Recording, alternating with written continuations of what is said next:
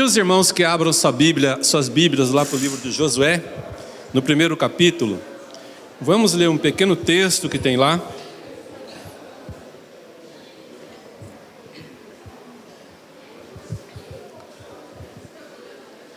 Então, no livro de Josué, no capítulo 1, a partir do verso 5, diz o seguinte: ninguém te poderá resistir todos os dias da tua vida. Como fui com Moisés, assim serei contigo. Não te deixarei, nem te desampararei. Sê forte e corajoso, porque tu farás este povo herdar a terra que sob juramento prometi dar a seus pais. Tão somente ser forte e muito corajoso, para que tenhas o cuidado de fazer segundo toda a lei que meu servo Moisés te ordenou. Dela não te desvie, nem para a direita, nem para a esquerda, para que sejas bem-sucedido por onde quer que andares. Não cesses de falar desse livro da lei, antes medita nele dia e noite, para que tenhas cuidado de fazer segundo tudo quanto nele está escrito. Então farás prosperar o teu caminho e serás bem-sucedido. Amém? Até aí. Então, irmãos, para que nós possamos ter sucesso na nossa carreira espiritual, não vou falar da material, vou falar da espiritual, nós precisamos conhecer muito bem a palavra de Deus. E sabemos que os nossos símbolos de fé, como já foi bem falado e divulgado aqui, nos ajudam nessa parte. Quero fazer uma oração também bem curta, pedir que os irmãos curvem as cabeças. E para nós darmos continuidade, aproveitar o tempo que nos resta, até 11h30, ou talvez a gente passe aí 1 ou 2 minutinhos, ok? Te louvamos, a Deus, pela Tua graça e pelo privilégio que o Senhor nos dá, de poder cultuar como irmãos, de poder termos comunhão uns com os outros, e também comunhão com o Senhor. Muito obrigado pela palavra que nos foi ministrada. Pedimos ao Senhor agora também que continue nos abençoar e nos dar sabedoria e nos dar direcionamento. E também, Senhor, coragem para colocar em prática os ensinamentos que o Senhor tem colocado no meu coração. Abençoa a mim, abençoa meus irmãos que estão aqui comigo no decorrer da nossa lição dessa escola dominical, que sejamos agraciados com a Tua bênção e com o Seu cuidado. Nós oramos, ó Deus, agradecidos, na certeza de que o Senhor nos ouve, no nome de Jesus. Amém. Então eu vou passando aqui algumas telas, porque nós já vimos aí confessando a fé, o papel das confissões na Igreja Reformada também já vimos. Eu pedi para o Lu estar passando aí o segundo slide, já foi. O terceiro, Família das Confissões Reformadas, nós também já vimos. A Confissão de Fé Belga, né, nós também já falamos sobre ela. Eu estou com uma Bíblia aqui, irmãos, a Bíblia de Estudo. Essa Bíblia aqui, Bíblia de Estudo de Genebra. Essa Bíblia me foi orientada a comprar ela pelo pastor Dinaldo, logo quando eu cheguei aqui, que eu perguntei para ele. E ela tem essas confissões de fé que nós estamos vendo, menos a confissão helvética que não tem nela. Então, se você gosta, como eu, de Bíblias de estudo, né, para compreender melhor a palavra de Deus, para ajudar e conhecer essas confissões de fé, nessa aqui tem as 6 que nós mais usamos, tá? Então, já falamos sobre a confissão de fé belga, o Guido de Breze, a confissão belga que aconteceu. Falamos também do catecismo de Heidelberg, e a estrutura e legado do catecismo de Heidelberg também já foi falado. Falamos da confissão helvética, os cânones de Dorf também falando, do arminianismo vezes o calvinismo em Dort, né, aqueles 5 pontos que foram debatidos, os 5 pontos do calvinismo. E eu alterei um pouquinho, que a gente já começou a falar, pode passar mais um, Lu? Deixa aí nas confissões batistas, nós começamos a falar sobre a confissão de fé de Westminster, mas eu quero falar um pouco mais dela, porque são os 3 símbolos de fé que nós mais utilizamos, que é a confissão de fé de Westminster, o catecismo maior de Westminster e o breve catecismo de Westminster, que é o que nós estamos estudando aqui na igreja, as perguntas que tem lá. Então, as confissões batistas reformadas. Em meados dos anos 1640, havia em Londres pelo menos 7 congregações batistas reformadas, todas de tradição puritana, né? O que é puritana?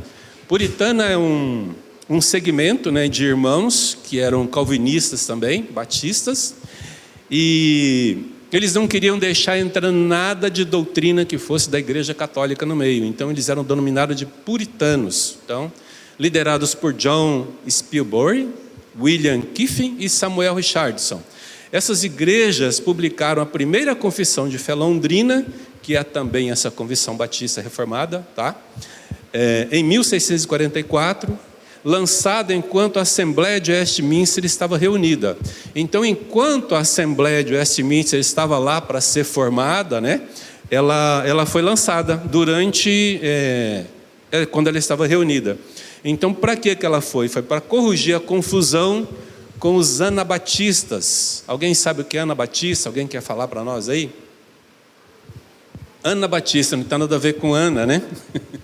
Os anabatistas, eles rejeitavam o batismo de criança, como nós fazemos hoje na igreja presbiteriana. Mas não esse batismo propriamente da igreja presbiteriana que batiza crianças, que é diferente do batismo católico de crianças, né? Eu também rejeito esse batismo, tá? Católico de crianças. A igreja que eu fui convertido foi a igreja cristã evangélica, e ela também é anabatista. Ela não aceita esse batismo de crianças como da igreja católica. Quando eu vim para a igreja presbiteriana, eu tive um pouco de dificuldade, até que foi explicado direitinho por que as crianças são batizadas. Eu falei, agora sim.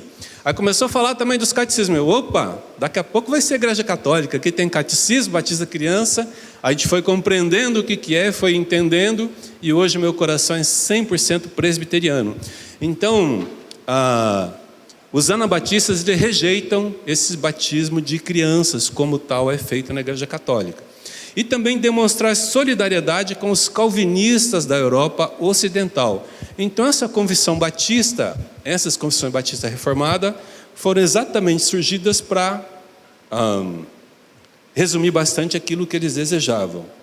E o próximo slide fala de como elas aconteceram, né? Da primeira à segunda confissão londrina.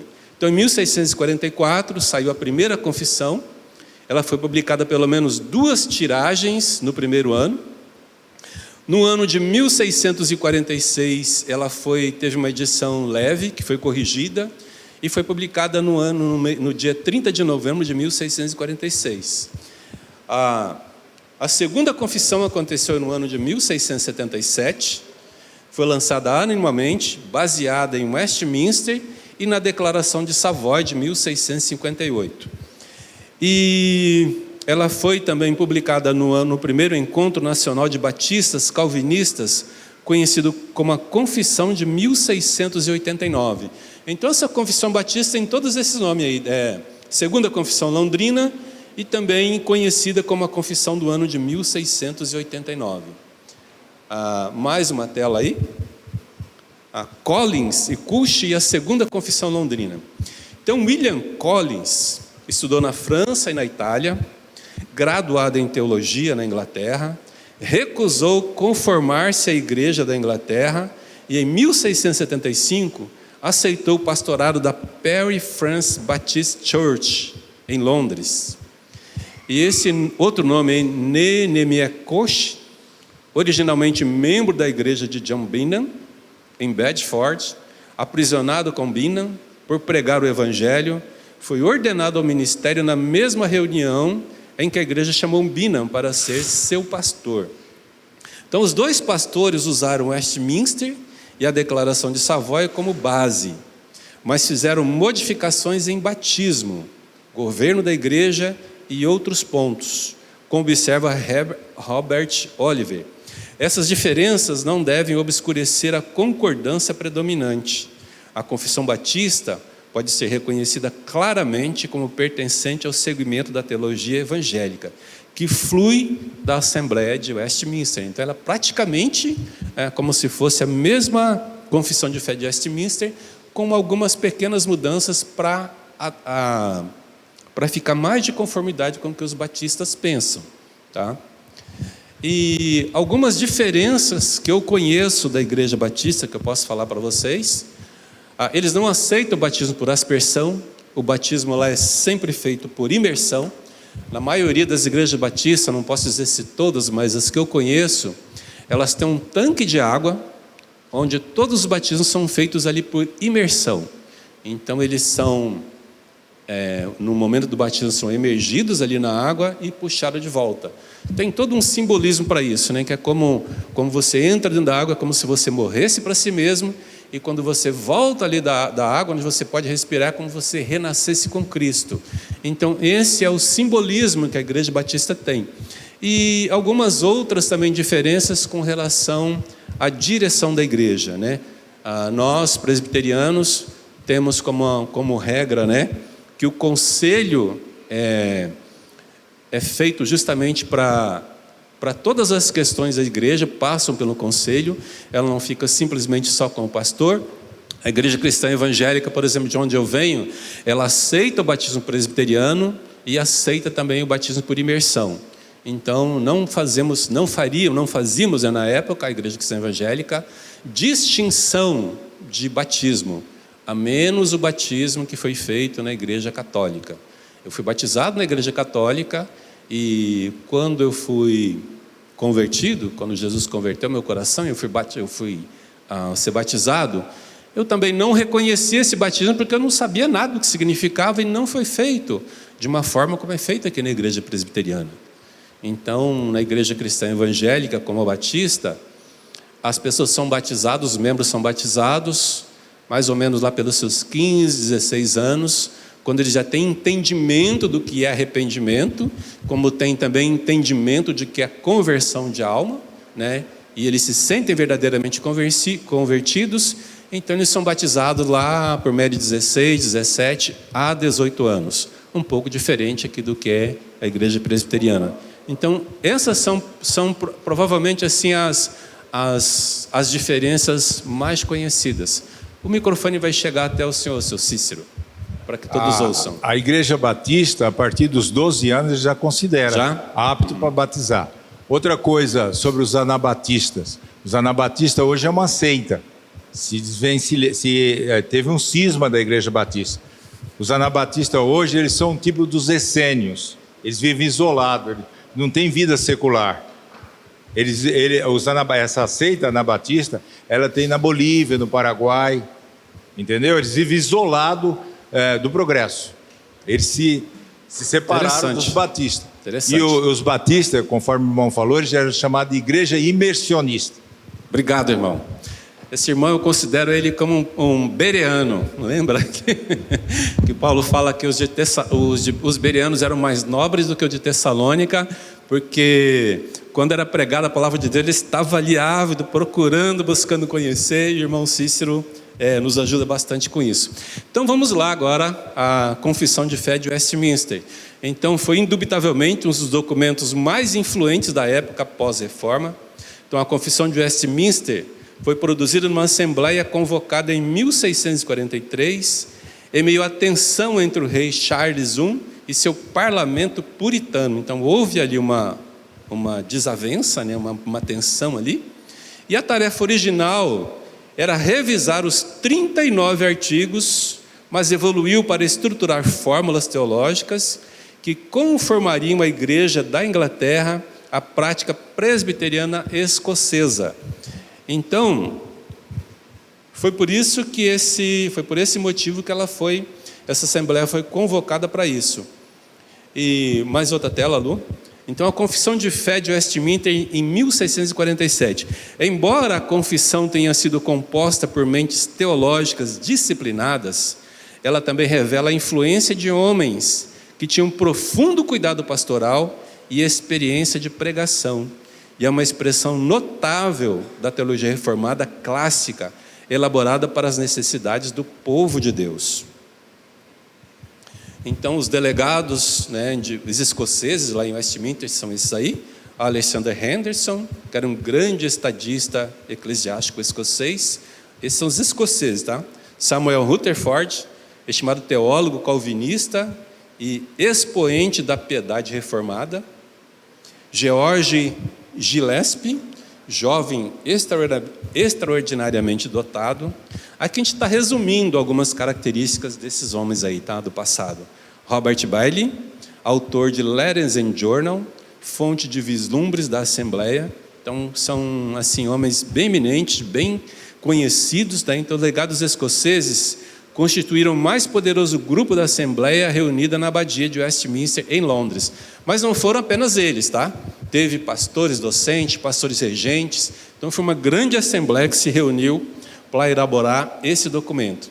Então, conhecendo um pouco mais desse documento, então, a estrutura e contribuição da Confissão de Westminster. Ela foi organizada, então, em 33 capítulos, ela tem aqui nessa Bíblia, tá?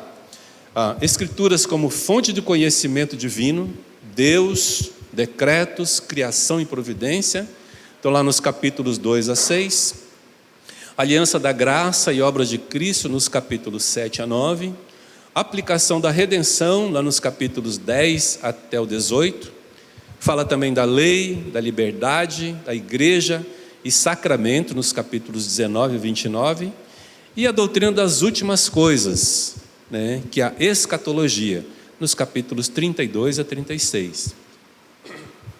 Então, o marco histórico dessa confissão foi pela primeira confissão na história do cristianismo, com um capítulo separado sobre adoção. Lá no capítulo 12, então, vai falar muito sobre a adoção. Você pode ver isso lá em Efésios, no capítulo 2, fala sobre isso e alguns outros textos. Então, representa um ponto elevado no desenvolvimento da teologia federalista. Juntamente com o breve catecismo, moldou o presbiterianismo mais profundamente do que as próprias institutas de Calvino. Então, ela é mais profunda, né? Tem um pouco mais de coisas. Então, conhecendo um pouco mais os catecismos. O breve catecismo, então, tem 107 perguntas. Nós, hoje, lemos as perguntas e a resposta da 50 e a 51, a 50ª e 51ª perguntas. Então, são 107 perguntas com respostas concisas, ou seja, bem curta, de uma sentença. Sua primeira pergunta é célebre, né? É muito importante isso, né? Que nós conheçamos. Qual é o fim principal do homem? Né? Para que o homem foi feito? Né? Para que você existe? Para que Deus te chamou? Né? Foi para glorificar a Deus e gozá-lo para sempre. Então, glorificar Deus em todas as coisas. Nós somos chamados para a glória de Deus. Então, tudo que nós fazemos deve ser para a glória de Deus. E tudo que a gente faz que não é para a glória de Deus, então nós estamos pecando. E dá como ênfase ao decálogo das perguntas 41 a 48, o decálogo são lá os 10 mandamentos, como instrução essencial sobre o viver cristão e muito mais outras coisas que nós já vimos e ainda vamos ver nesses estudos. E o Catecismo Maior são 196 perguntas e respostas, muitas com mais de 100 palavras, então é algo bem maior, bem mais, vamos dizer assim, não posso dizer estruturado, mas mais amplo, né, para que tenha um entendimento maior, porque as perguntas do breve catecismo são mais resumidas, ali um pouco mais resumido. Então, mais valioso como recurso de ensino estruturado do que para memorização. O pastor Dinaldo, se eu não me engano, falou quando estava no seminário, entrou na igreja, da onde ele veio, de lá de Dom Cavate, eles decoravam esse breve catecismo. Então, 107 perguntas e respostas aí são bem... O desafio a mim mesmo e a minha memória de decorar alguns textos bíblicos. Por exemplo, Mateus 5, eu sei ele de cor todinho, tá? Não conseguiria falar assim no meio de muita gente, que dá um nervoso na gente, né? Eu lembro que uma época o pastor Dinaldo estava usando aqui na escola bíblica para memorizar versículos, a gente memorizava, mas quando é na hora de falar na frente da igreja, a gente gagueja um pouquinho e a tendência por causa do nervosismo é... Mas vários outros textos eu decorei, como 1 Coríntios 13, Isaías no capítulo 53, são alguns capítulos assim, importantes. Então, mas para decorar o breve catecismo é um desafio bem grande. Então, mas é bom, né? Então serve como guia para a pregação de temas doutrinários, identificando elementos essenciais a serem abordados. Então é bom que a gente estuda isso, né? Conheça eles e estude eles. W. Robert Godfrey, os puritanos do século XVII, foram alguns dos mais cuidadosos, fiéis e profundos estudantes da Bíblia em toda a história da igreja. Então, os padrões de Westminster representam um resumo e uma depuração dos labores deles. Então, esses homens trabalharam muito e se esforçaram para que esses documentos pudessem chegar às nossas mãos. Vamos conhecer um pouquinho mais da história, né, da Confissão de Fé de Westminster e dos catecismos. Então, há pessoas que estranham, e eu também era um deles quando cheguei aqui na igreja presbiteriana, estranho que a igreja adote uma confissão de fé e catecismos como padrão doutrinário, quando sustenta sempre ser a Escritura Sagrada sua única regra de fé e de prática. Então, mas não tem incoerência nenhuma nisso, né? Isso é apenas aparente. A igreja presbiteriana coloca a Bíblia em primeiro lugar. Só ela deve obrigar a consciência. Então, ela é a nossa única regra de fé e de prática, né? Então, os catecismos não mudam nada disso. É também princípio fundamental da igreja presbiteriana que toda autoridade eclesiástica é ministerial e declarativa, que todas as decisões dos concílios devem harmonizar-se com a revelação divina. A consciência não deve se sujeitar a essas decisões se elas forem contrárias à palavra de Deus. Quando a gente faz aqui a nossa confissão de fé, a gente faz também um voto de obediência aos presbíteros, à coordenação da igreja, desde que ela ande em conformidade com a palavra de Deus, porque se também sair fora, não dá, né? Ainda outro princípio da mesma igreja é que os concílios, sendo de homens falíveis, podem errar e muitas vezes têm errado. Então, nós somos pés de barro, como homens erramos, né? E muitas vezes, né, erramos. Suas decisões, portanto, não podem ser recebidas como regra absoluta e primeira de fé e prática. Servem somente para ajudar na crença ou na conduta que se deve adotar. O supremo juiz de todas as controvérsias e em matéria religiosa é o Espírito Santo, falando na palavra e pela Escritura, falando na Escritura e pela Escritura. Por esta, pois, devem se julgar toda e qualquer decisão dos concílios e toda e qualquer doutrina ensinada por homens. Então, tudo tem que ser guiado pela palavra de Deus. Se não tiver em conformidade com a palavra de Deus, ela deve ser rejeitada. Nós acreditamos muito nessa confissão de fé, e para mim, tudo que eu li lá, nada difere da Bíblia. Inclusive, ela é sempre voltada, e tem várias referências, né? Quando você olha lá embaixo, tem as referências bíblicas nas quais elas foram baseadas. Então, não é tirada simplesmente de um versículo e feito toda aquela doutrina para você seguir e crer nela. E lembra, tudo que é feito pelo homem, qualquer comentário bíblico que você vai ler, qualquer um livro que você vai ler de um outro escritor, ele pode conter erro. A única que é inerrante é a Bíblia que nós conhecemos, inspirada pelo Espírito Santo. Qualquer outra coisa que vá além disso pode conter erros. Admitir a falibilidade dos concílios, como acabou de ter um concílio agora, né? Não é depreciar a autoridade da confissão de fé e dos catecismos, para aqueles que de livre vontade os aceitam. Admitindo tal, a igreja somente declara que depende do autor da Escritura e recebe a direção do seu espírito na interpretação da palavra e nas fórmulas de aplicar suas doutrinas. Então, a igreja presbiteriana sustenta que a Escritura é a suprema e infalível regra de fé e prática, e que a confissão de fé e os catecismos apresentam um sistema de doutrina ensinado na Escritura. Dela derivam toda a autoridade e a ela tudo subordina.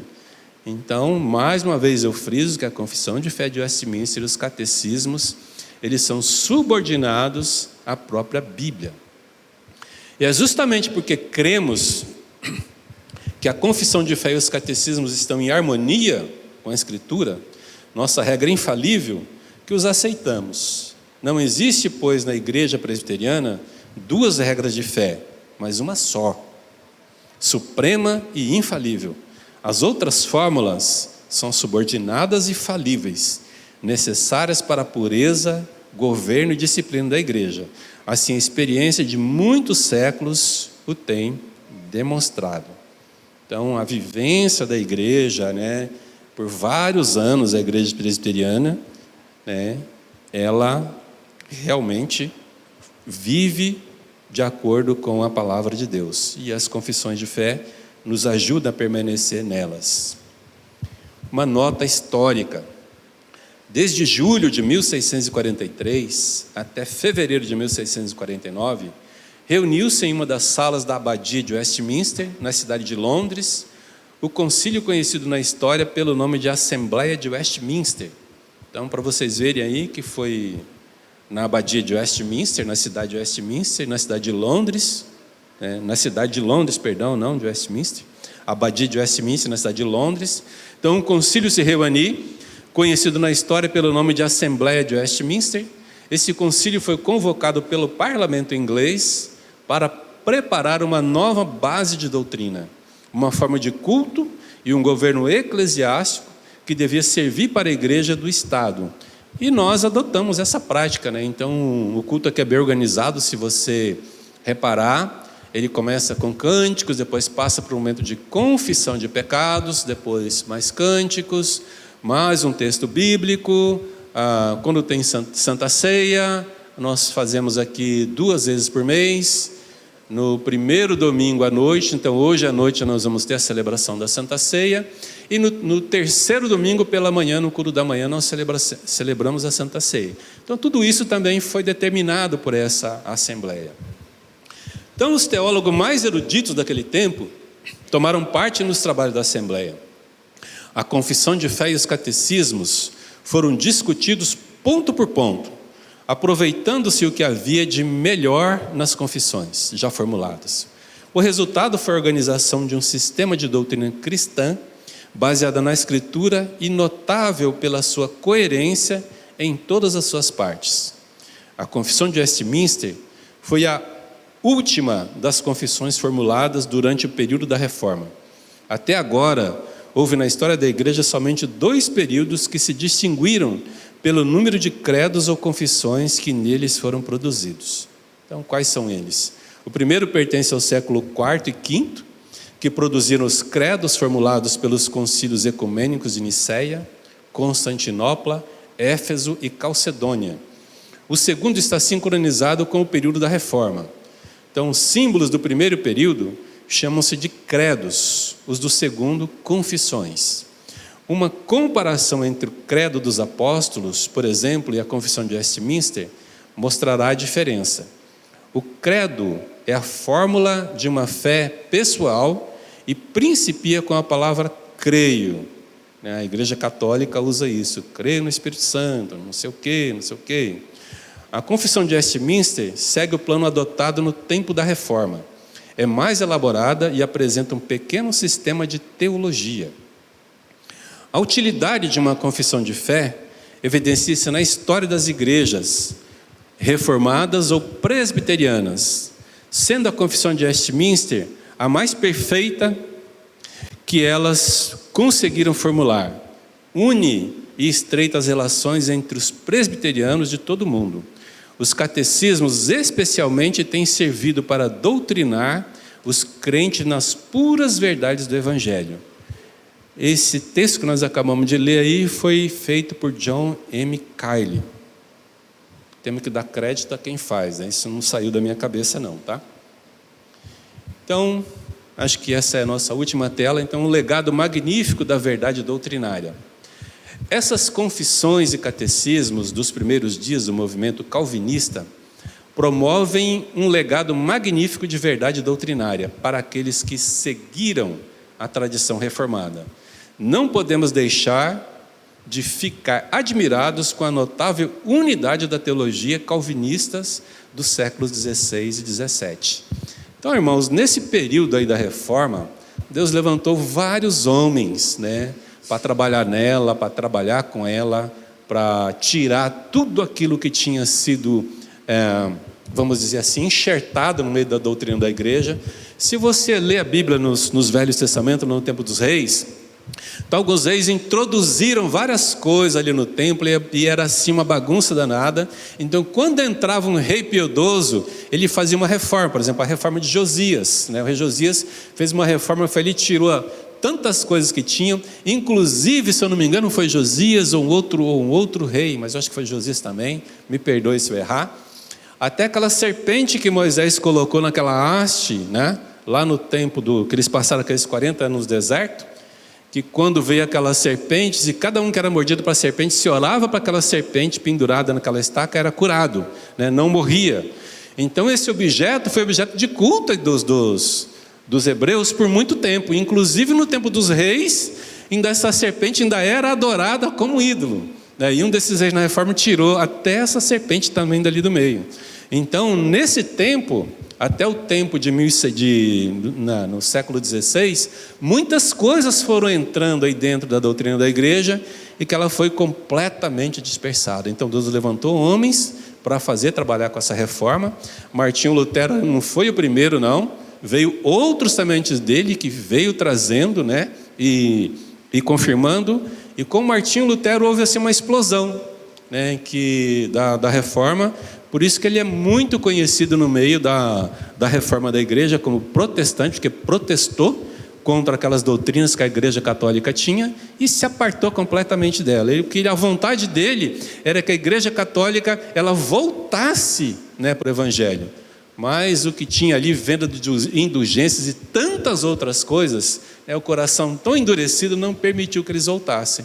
Então ele se apartou e daí foi que começou, ou que continuou, o movimento que graças a Deus nós temos hoje das igrejas cristãs evangélicas das igrejas evangélicas por todo o mundo, diferenciado completamente do que a igreja católica acredita e tantas outras coisas, né?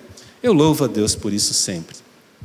Então ela serve aqui para instruir, então ferramentas para ensinar os crentes na fé com profundidade e clareza, evangelizar, testemunho claro do evangelho reformado para os de fora da comunhão. Então os de dentro não precisam ser evangelizados, eles precisam estudar, e muitas coisas que a gente vê, a gente não precisa conhecer, a gente precisa lembrar e começar a colocar em prática na nossa vida.